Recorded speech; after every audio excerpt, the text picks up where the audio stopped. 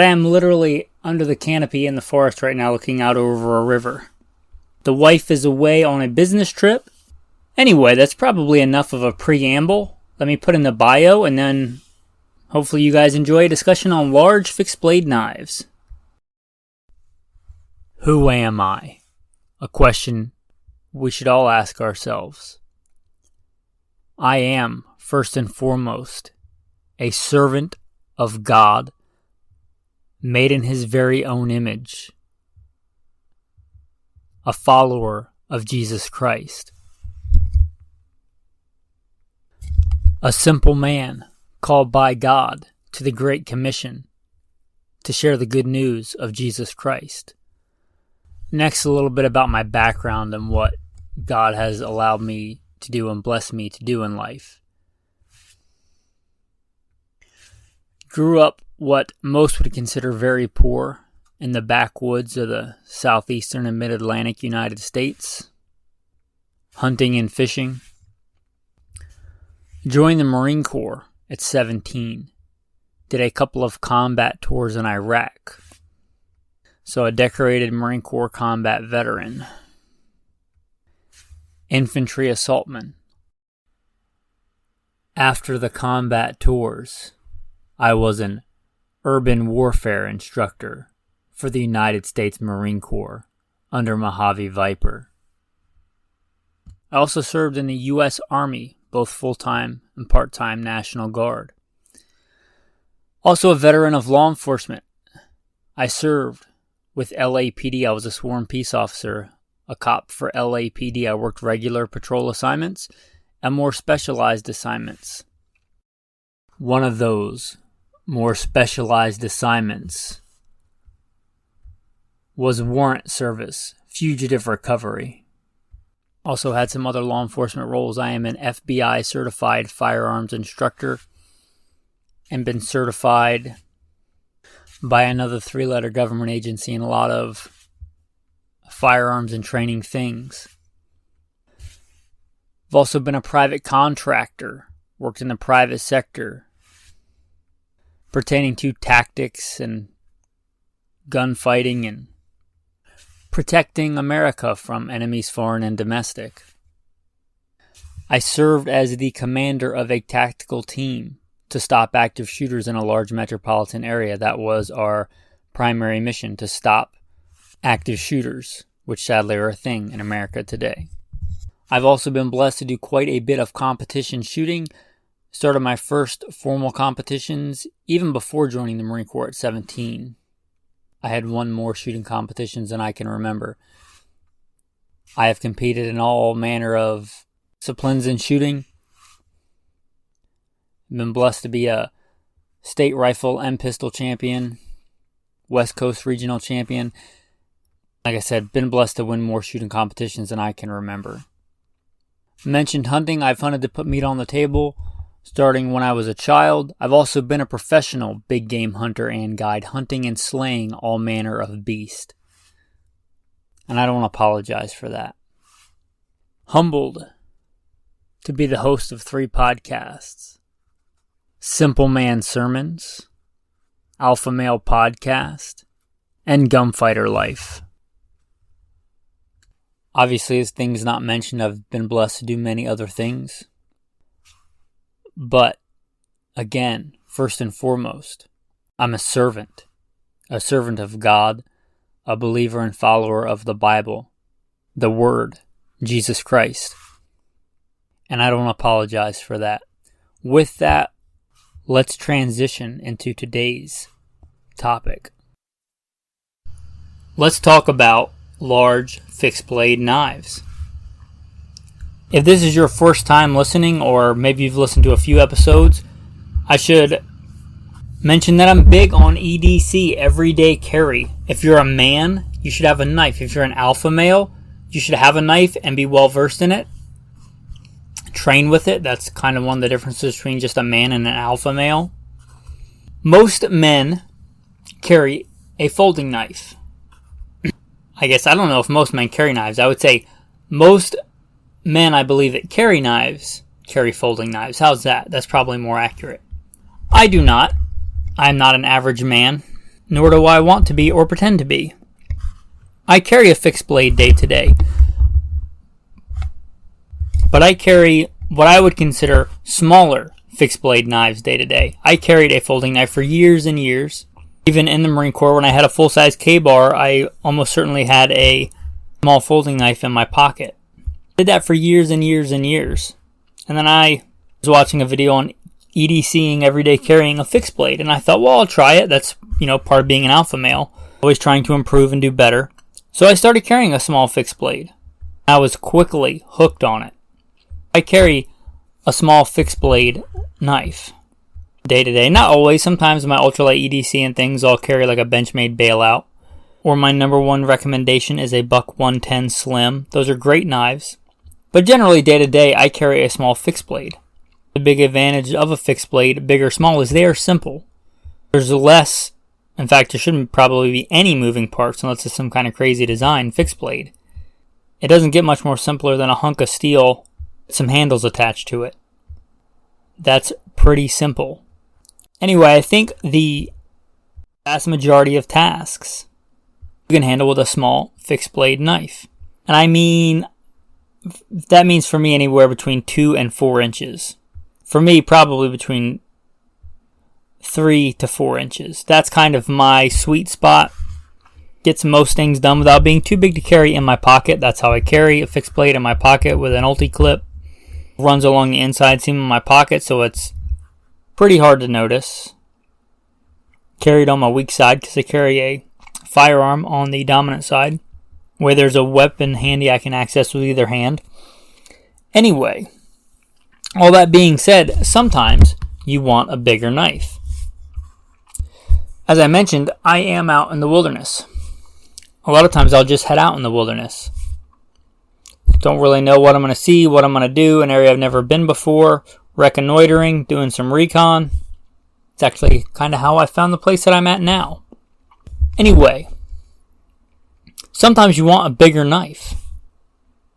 These recently did a pretty big excursion where I went out into the wilderness and I decided it was too dangerous to try and make it back. It got dark quickly and there were quite a few rapids I had to navigate, and I didn't want to do that at night. I thought it was safer and more sensible to spend the night out in the wilderness.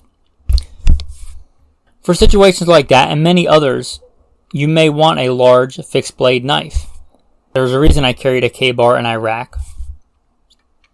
And I actually started carrying a smaller fixed blade every day. My support side pocket, because at the time I was the commander of a tactical team to stop active shooters. It was not unheard of for us to get in hands-on altercations with people. It is nice to be able to access a weapon ambidextrously. Anyway, that being said, there are a lot of tactical applications for a large fixed blade knife.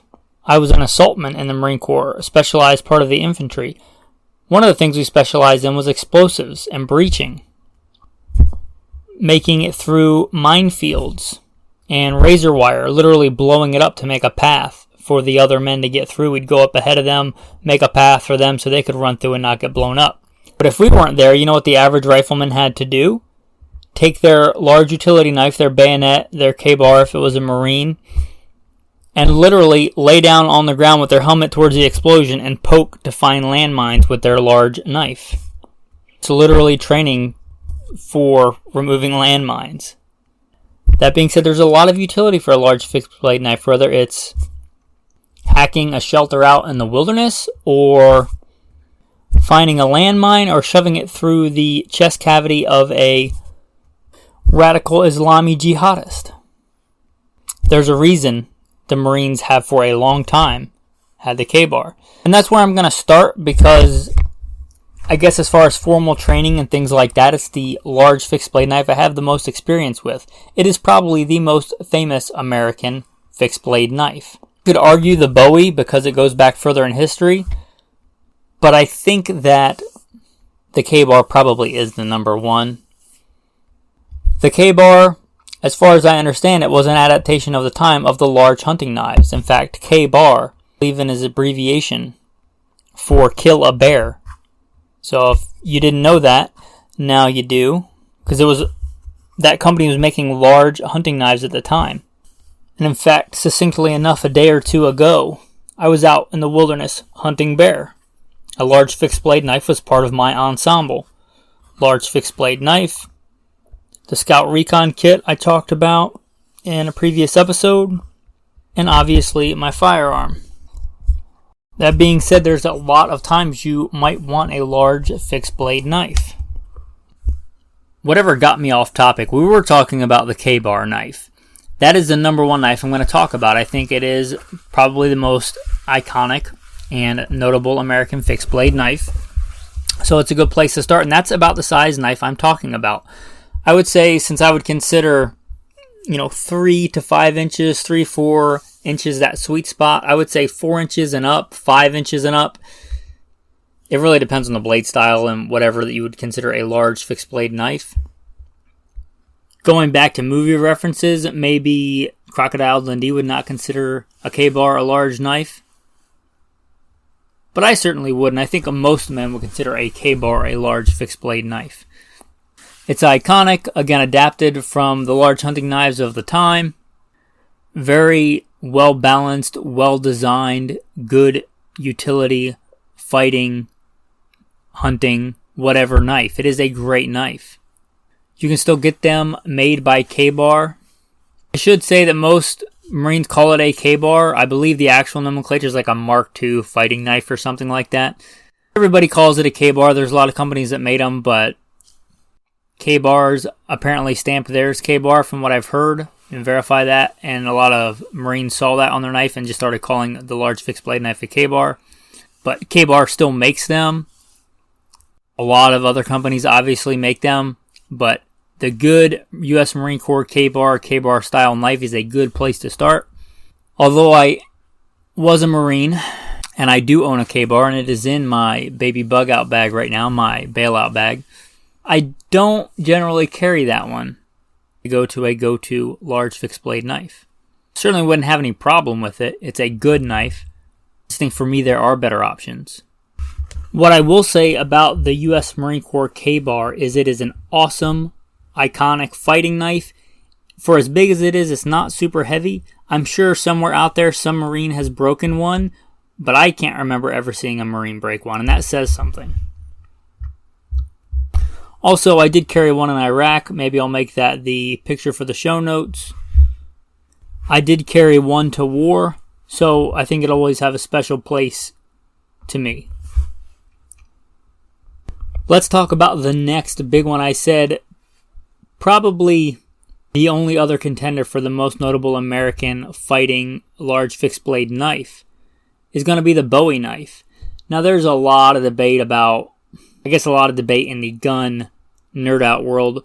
I do consider myself a firearms nerd, not so much a gun nerd, but there's probably a lot of debate about what a Bowie is and is not. But it is a large fixed blade fighting, hunting, combat of the time knife. Different from the K-bar in that it has a generally thicker, taller, from the spine to the blade, it's quite a bit more distance.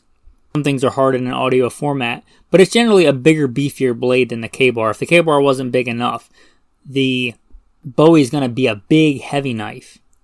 Think of a K-bar and a cleaver kind of having a baby. That's kind of your Bowie knife. It is a big, big knife.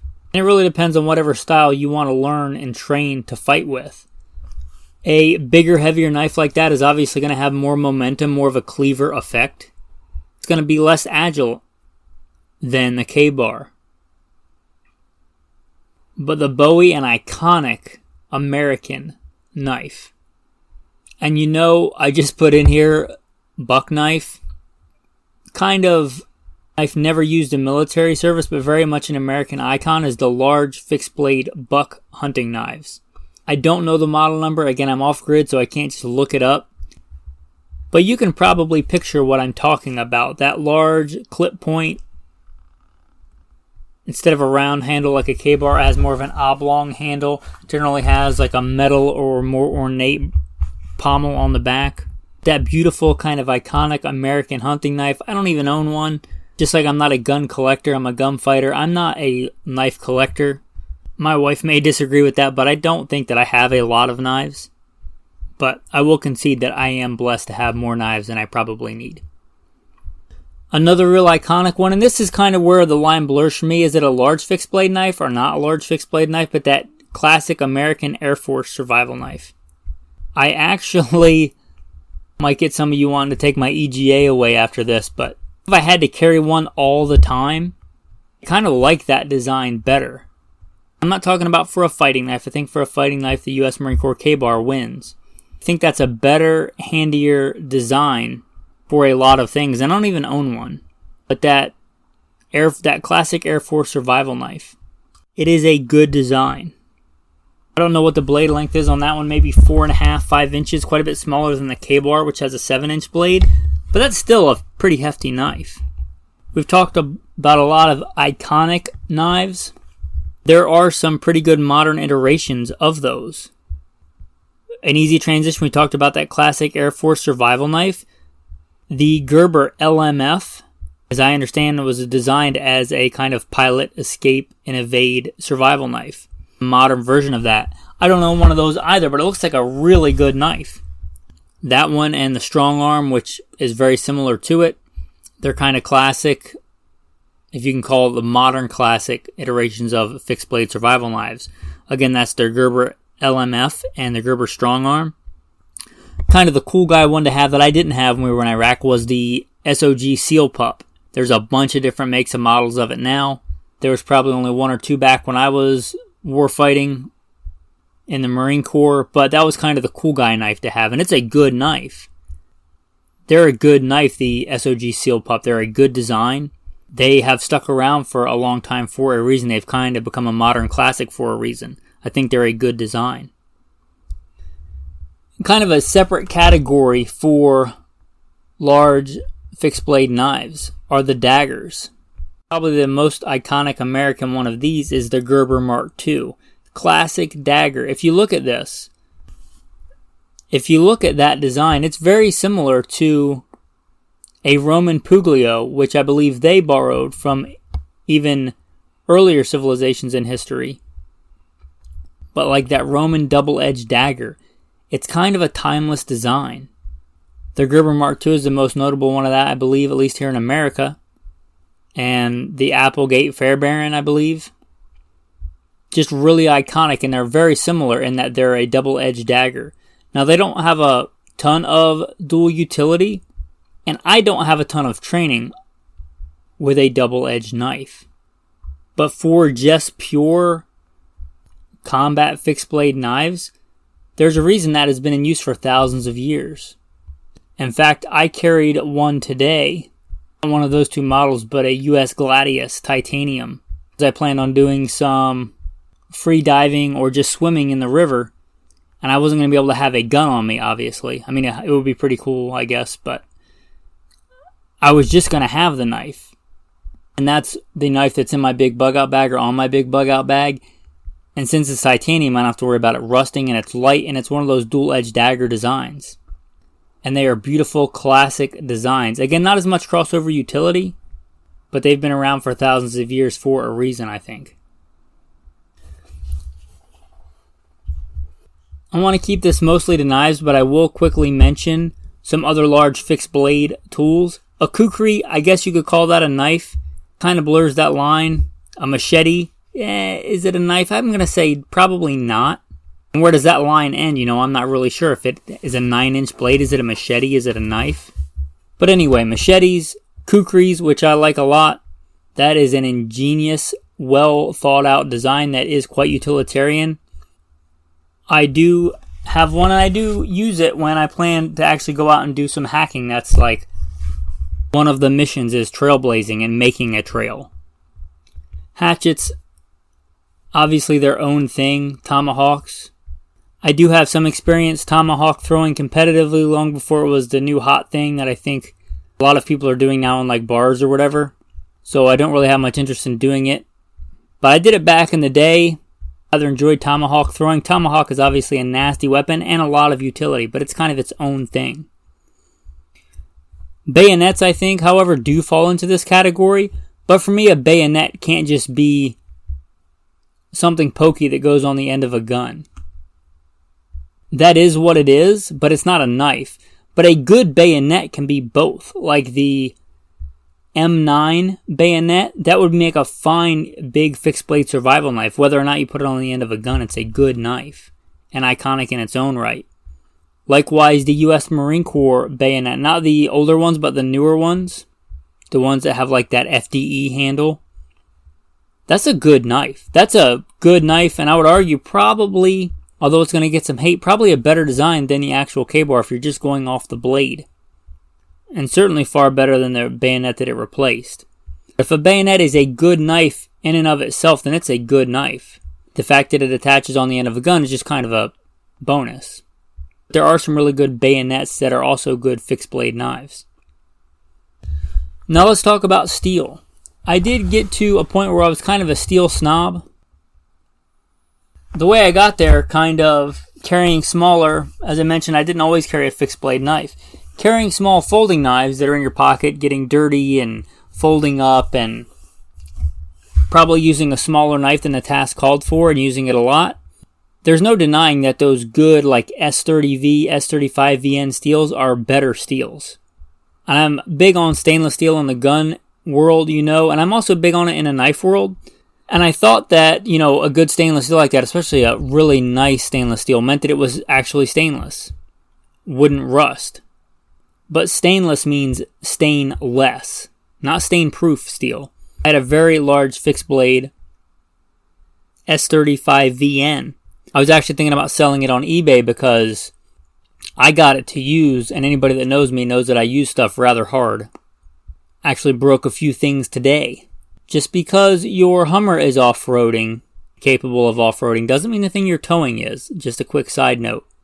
Don't worry, that's not the tactical tip of the day, but I spent quite a part of the day doing repairs. By God's grace, I think we're good now. Anyway, I had this knife, and it turned out to be a collector knife, and I thought, well, if I use it, I'm going to beat the crap out of it, and it's not going to be very collectible for very long. So I was thinking that I would sell it on eBay to somebody that would actually collect it and appreciate it and not beat the crap out of it.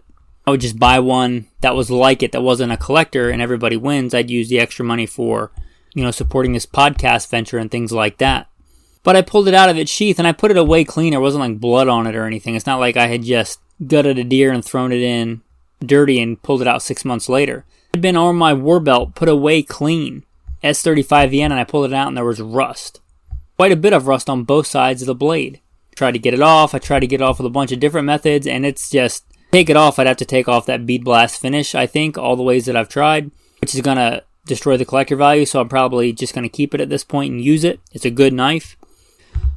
I went through all that to tell you that don't be a steel snob, especially on a large fixed blade knife. I do believe the K-bars are not what most would consider a premium steel. They're a good steel. One of my favorite go-tos I've went back to is just 1095 or 1075. It's a good steel. Does it rust? Yes, but in my experience, even the S35VN rusts. And what most of those blades, like the K-bar, do is they put some kind of, I don't know what to call it other than plastic polymer coating on the knife. I had a knife that I gave away that I had for probably 20 years, and it was one of the Ontario fixed blades. Kind of a variant take on a mix between a K-bar and an Air Force survival knife kind of thing. I had it for like 20 years. I used the crap out of it, sharpened it I don't know how many times. And I never managed to wear that epoxy, whatever kind of coating it is, off. So don't think that because it's 1095 and has that coating, that it's not a great knife. I think 1095, just because it's not a super expensive steel, is probably one of the best knife steels. And although I didn't like them for a while, I thought they were kind of a cheap way to get around stainless. Now I think that the 1095s and things like them that are coated are actually a better option. Because the only thing that's going to rust is probably the edge. And if you're using it, you're going to be sharpening it. So that's kind of a self-correcting problem. You're going to get rid of that rust anyway. Anyway, that's my thoughts on the steel. You may want a good premium steel on a small fixed or a small folding pocket knife. There it makes sense. You might be prying and putting a lot of pressure on a smaller blade.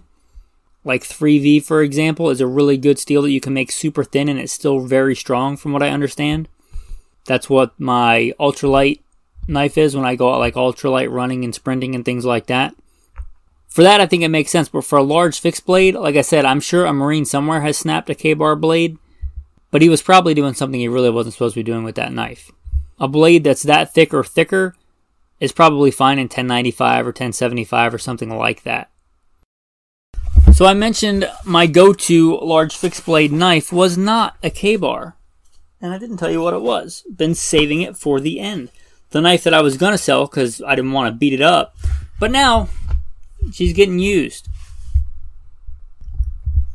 The knife that I EDC a watt that I have in my pocket right now, as a matter of fact, is a Tops Mini Tracker. It's a Tops Tracker knife in Mini. And be honest, I got that because I wanted a small fixed blade knife. And that's what kind of sold me on the small fixed blade knife. The first day I got it, I used it. And I found that blade style, although it looks a little strange, I found it to work really, really well. The first day I carried it, as the commander of a tactical team, I found myself doing something with it that I couldn't have done with any of my, at least not with any amount of sensible time doing with my normal folding pocket knife. Anyway, that to say, I've carried the Mini Tracker for a long time, and I like the shape of the blade. I like the saw on the back. I use those things. So I got a big one, and the big one I happened to get was the 20th anniversary in S35 VN.